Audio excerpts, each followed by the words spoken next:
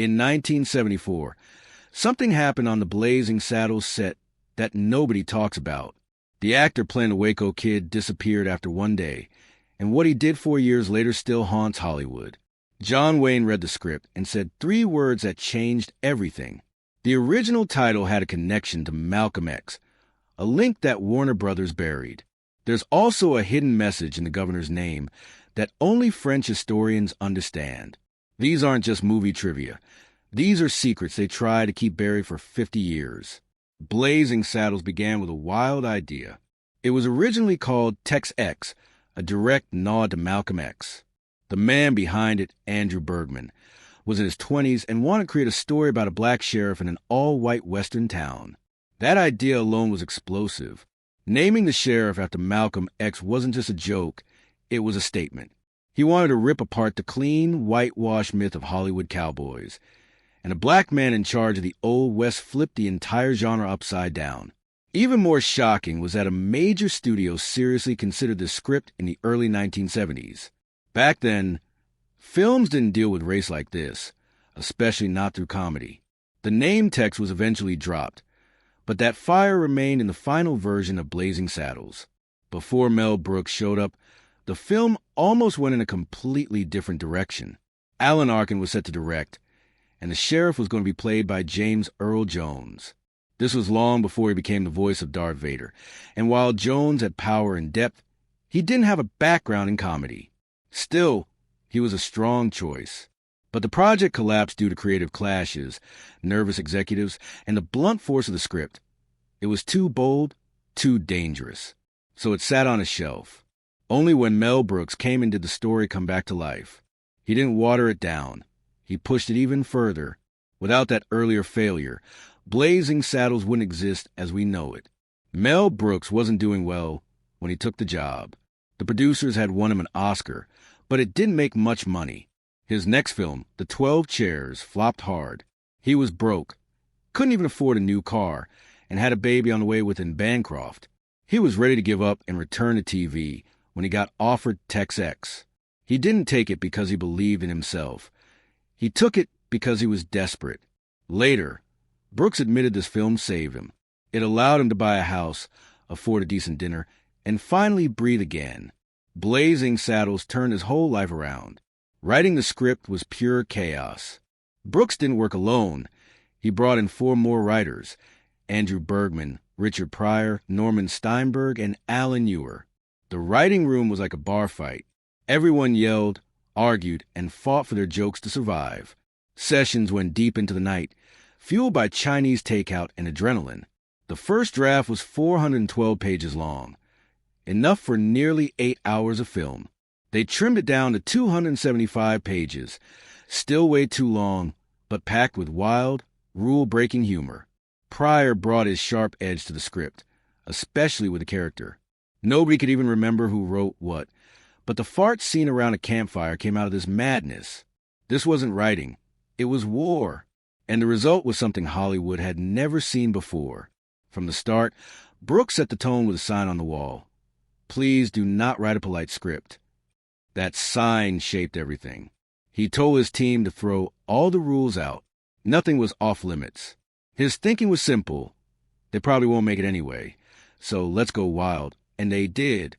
They attacked racism, mocked Hollywood cliches, and dared to joke about things no one else would touch. Pryor wrote Jewish jokes, and the Jewish writers wrote black jokes. Nobody stayed in a lane. This mix gave the film its fearless voice. It didn't just make fun of Westerns. It tore them apart and built something new from wreckage. Richard Pryor was supposed to be the star. He was Brooks's top choice for Sheriff Bart, but Warner Brothers refused. They said Pryor's drug issues and recent jail time made him uninsurable. Brooks was furious and thought about walking away, but Pryor, surprisingly calm, told him not to. He said, "We'll find the right guy. Keep going." Pryor didn't disappear, though. He joined the writing team and shaped the film's tone from behind the scenes. Cleveland Lil got the lead role. Brooks later said they got lucky with Little, but you can't help wondering what Pryor's performance would have looked like, especially since he and Gene Wilder became a legendary comedy duo just 2 years later. And then came the biggest surprise of all. Mel Brooks wanted John Wayne to play the Waco Kid. That's right, the John Wayne. He was still one of the biggest stars in the world. Brooks gave him the script, and Wayne read it overnight. He said he'd laugh his ass off, but he'd turn it down, say it was too dirty for his image. He promised he'd be the first in line to see it, though. Just imagine it. The straightest, most serious cowboy of all time playing a drunken wreck in a film that mocks his entire genre. It didn't happen, but it almost did. After Wayne said no, Brooks got obsessed with casting Dan Dailey. Dailey wasn't a Western guy. He was known for musicals, but he could ride a horse better than almost anyone. Brooks thought he'd be perfect, and even tracked him down in Hawaii. Dailey loved the script, but turned it down too. His eyes were failing, and he said he was almost blind and couldn't safely ride anymore. Brooks was crushed. He kept chasing the perfect actor, but fate had other plans. Then came the worst casting disaster of all. Brooks hired Gig Young. Young had won an Oscar and had the weary look Brooks wanted, but Young had a serious alcohol problem. On the first day of filming, during the jail cell scene, he started shaking. Brooks thought he was acting until green bile came out of his mouth. He was rushed to the hospital. Brooks later said, "If you want an alcoholic, don't cast an alcoholic." Young never came back. He later sued Warner Brothers. The film had lost its Waco Kid again. That's when Gene Wilder stepped in. Brooks hadn't initially considered him for the role of the Waco Kid, thinking Wilder was too young, too fresh. He had offered Wilder the villain role earlier, but Wilder had turned it down. Now desperate, Brooks called him, crying. Wilder had just finished working with Brooks on The Producers, and immediately got on a plane, flying straight to L.A. When he tried on the costume, it fit like magic. By that Monday, he was already on set. His quiet charm and offbeat timing turned the Waco Kid into something unforgettable, and his chemistry with Cleveland Lill became the soul of the film. Out of all the chaos, that last-minute casting saved everything. When Mel Brooks first screened Blazing Saddles for the top brass at Warner Brothers, it was a disaster. The room was silent. Not one executive cracked a smile. The film was packed with fart jokes, a horse-punching scene, and the N-word used without hesitation. Instead of laughter, there was discomfort, followed by outrage. Leo Greenfield. The studios had a domestic distribution. Flat out said they should bury the film and take the financial hit. Others agreed. They didn't just dislike the movie, they wanted it gone. They handed Brooks a long list of cuts. Take out the campfire scene, delete the violence, remove the slurs. Brooks listened politely, took the list, left the room, and then crumpled it into a ball and threw it away. He wasn't changing a thing. Brooks knew he had one shot left. He quickly arranged a second screening, not for the suits, but for the workers, the secretaries, janitors, and mailroom guys. This time, the room exploded. From the first joke, people were laughing uncontrollably, gasping for air, some even falling out of their chairs. It was pure chaos in the best way. One of the co-writers, Norman Steinberg, remembered the moment vividly. He said people were literally rolling on the floor, and Brooks, watching it all unfold, said what he really felt. "This is our film." That night, the studio executives saw something they couldn't ignore. Regular people, real audiences, loved it. And that's what saved the movie from being buried. Even after that wild response, the studio was still nervous. They didn't want to risk a nationwide release, so they played it safe. Blazing Saddles would open in just 3 cities. New York, Los Angeles, and Chicago, that's it. No advertising, no critic previews, no buzz. Just cold releases to see what happened. These cities were chosen because they were more likely to get the humor, especially the Jewish Catskill-style comedy that Brooks specialized in. The studio hoped for modest numbers, maybe enough to save face. What they got instead were packed theaters, people screaming with laughter, and word of mouth that spread like wildfire. The gamble had flipped, and the fire was just getting started. Critics didn't know what to make of it. Some loved it, others called it vulgar and offensive. But none of that mattered. Audiences kept showing up. By the spring of 1974, the film was playing in cities and small towns alike. Suburban theaters, where the studio had expected silence, were suddenly selling out. People didn't just watch Blazing Saddles. They quoted it, debated it, and argued over it. Lines wrapped around the block. Families and friends made nights of it. What started as a niche comedy was now a nationwide sensation. Even the worst reviews had to admit, the crowd was howling. The film had broken through every barrier and done it with scenes no one thought would ever make it past the censors. And then came the money. The budget was just $2.6 million, but the final North American gross was $119.6 million, making it the #1 film of 1974. An estimated 63 million people saw Blazing Saddles in theaters. That's more than any Lord of the Rings film managed decades later. Adjusted for inflation, Blazing Saddles made nearly $600 million. It wasn't just a success, it was a phenomenon. Mel Brooks had trusted his gut, ignored the executives, and made exactly the movie he wanted to make. And it worked. The film didn't just survive, it rewrote the rules of what comedy could be. Even the smallest details in Blazing Saddles were layered with meaning.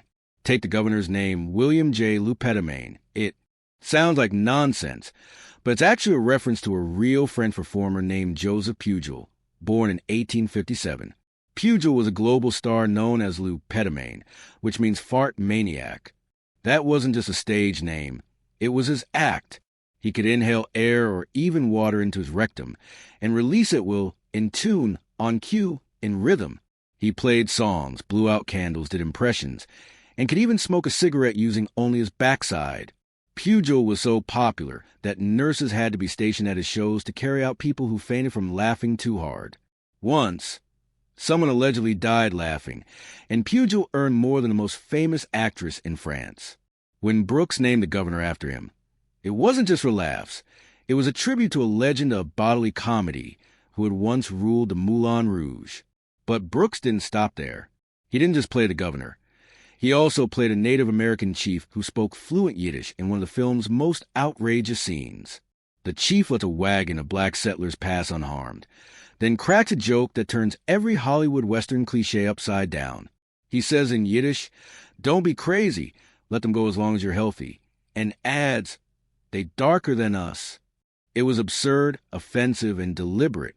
In the old days, Native roles were often played by Jewish actors.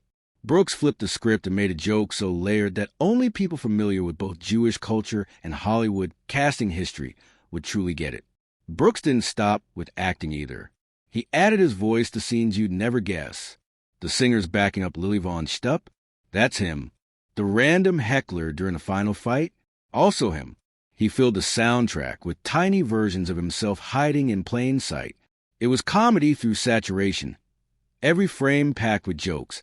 Every sound tailored for maximum absurdity. And if something broke the rules of storytelling, he leaned into it even harder. Nothing illustrates that better than the film's deliberate use of anachronisms. It takes place in the Old West, but suddenly the Count Basie Orchestra appears, playing April in Paris, a song from the 1930s. A cowboy mentions a TV sports show that didn't exist yet.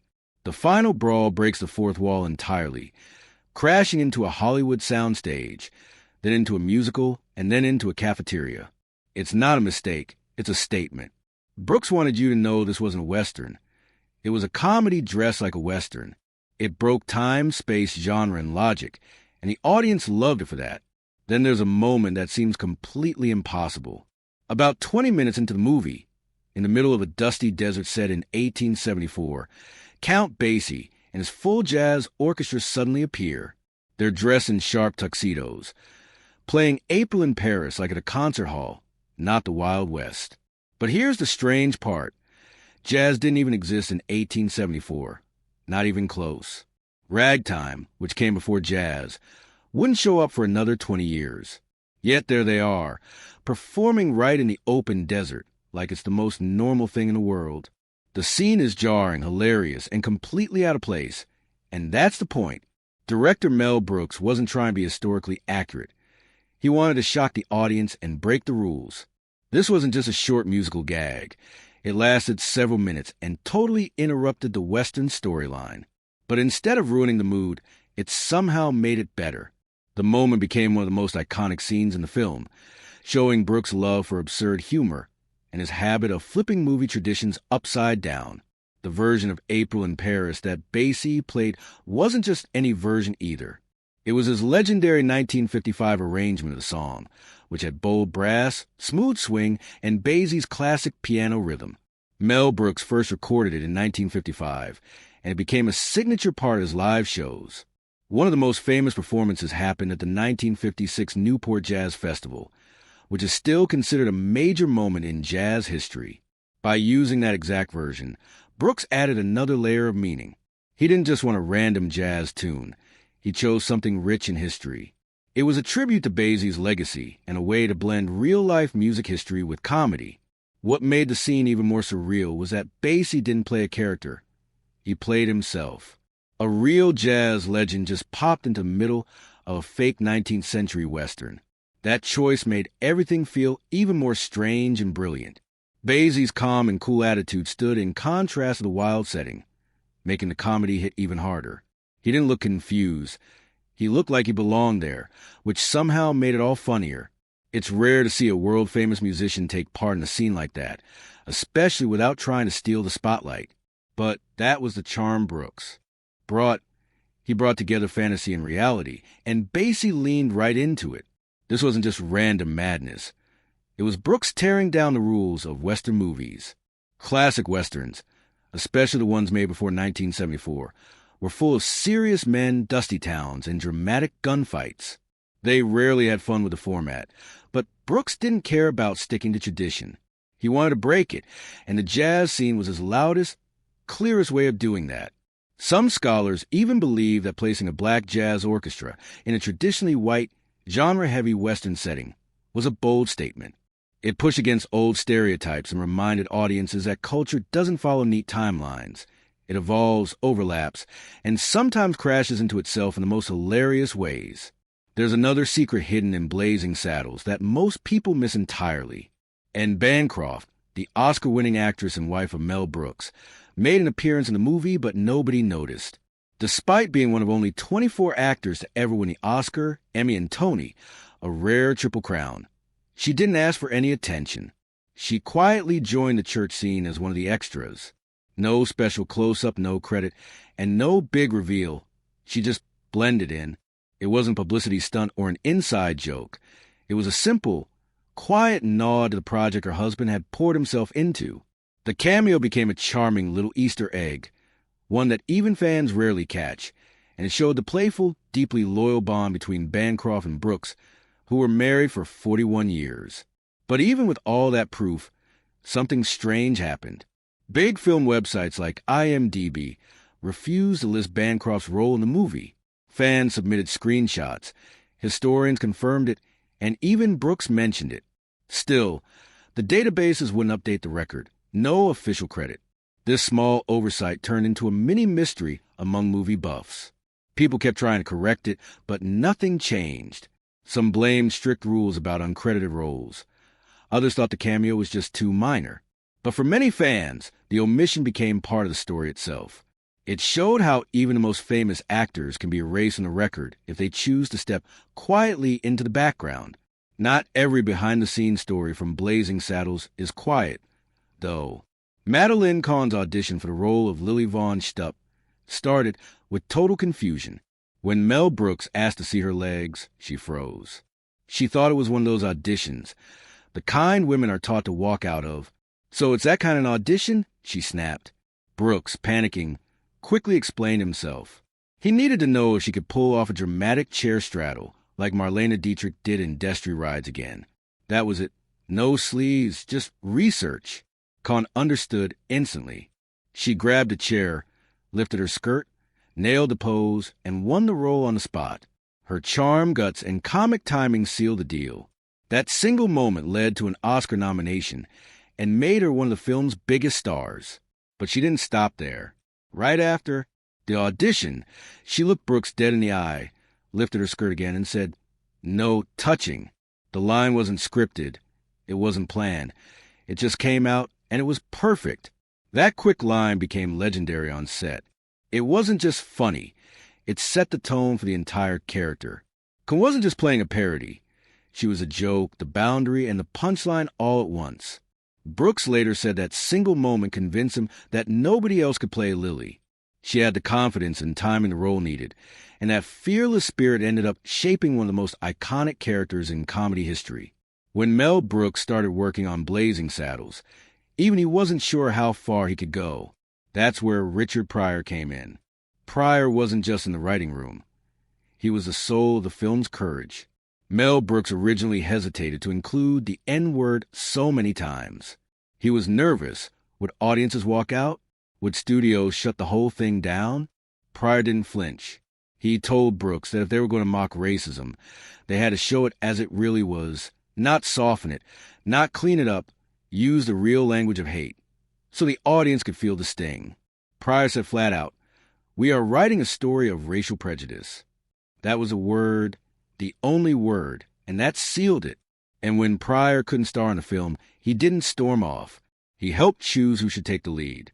He picked Cleveland Little, saying Little was coal-black and would scare the CT out of that town. That was the point. The town was supposed to be terrified of a black sheriff. That fear is what made the satire sting.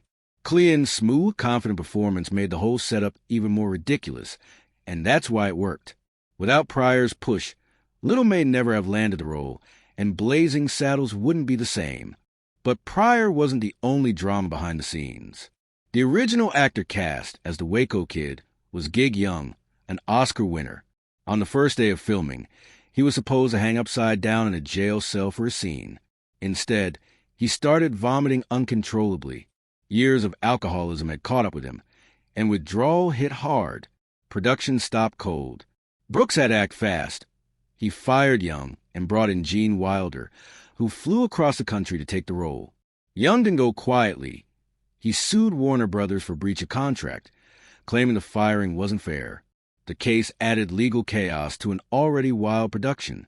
But the darkest twist came later in 1978, when Gig Young killed his wife and then himself.